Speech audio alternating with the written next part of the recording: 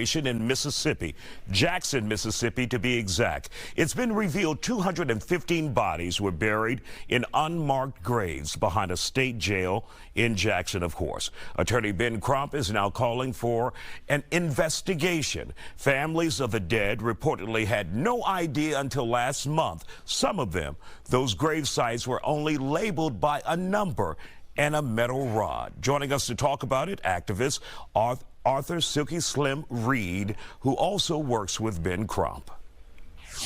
So, Arthur, this started with Dexter Wade's case back in March, right? He was an individual who was hit by a police officer, and his family thought he was simply missing, but he was dead and buried, and no one notified them. Well, the thing about it is that he had identification on him, Isiah, and the medical examiner gave it to the lead detective, who said he called, didn't get an answer, and they didn't worry about doing anything else. What we're finding, Isiah, is that Mississippi is Mississippi. It's an ugly Mississippi. And this is sad because now we have 6 other individuals that has been put into this same grave. And if you look at the video from when we first went to that site, buzzards were flying overhead. And we were trying to figure out, why are the buzzards flying overhead? But it's because they're putting them in shallow graves, and the only thing that they're putting them in is a body bag without embalming the bodies. So the stench from the bodies are drawing buzzards there. It's so inhumane for anybody to do anyone like that, Isiah, is just horrible is what we can say. And that's not even a word that we should use in a situation like this. It's something that we haven't seen. And what we're seeing here is over 200 people in this, what they consider a pauper's grave behind the county jail there. And what you guys are learning in your investigation is many of these families were never called, were never notified. Many of them still think their family members or thought their family members were simply missing, but they were dead and buried and never got a call from any investigators, any law enforcement officials or authorities in Jackson, Mississippi. That's right. And one of the things that we faced being Mississippi is that they thought that we were playing the race card. We have white clients as well. There were white people that were buried the same way, Isiah.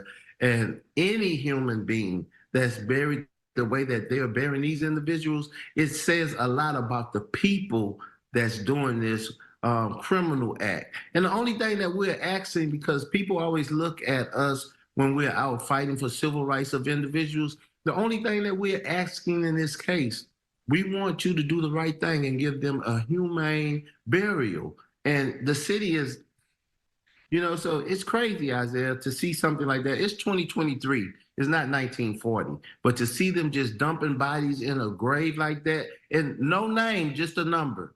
So they'll say, well, number 13, that's Arthur Reed. Number 21 is Isiah Carey. But we don't really know until we get the remains. And then the remains had decomposed so bad, we just have to take them at their word. And when you look at the story, they told us that they would exhume this body at 12 noon, but they ended up taking this young man, Dexter Wade, out of the ground at 6:30, 7 o'clock in the morning. They say, we were not going to allow them to embarrass us with those cameras. If you're not embarrassed by what you're doing, it's shame on you.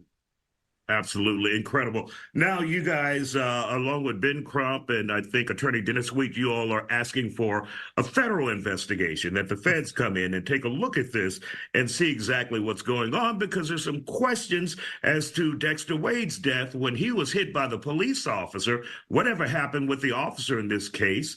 And why wasn't his family ever notified that he was dead and not just a missing person? So bottom line, you want an investigation, right? We think many civil rights were violated in Dexter Wade's case, not notifying the family, burying him without permission when you knew who he was. That's the key issue right there. You knew who this individual was.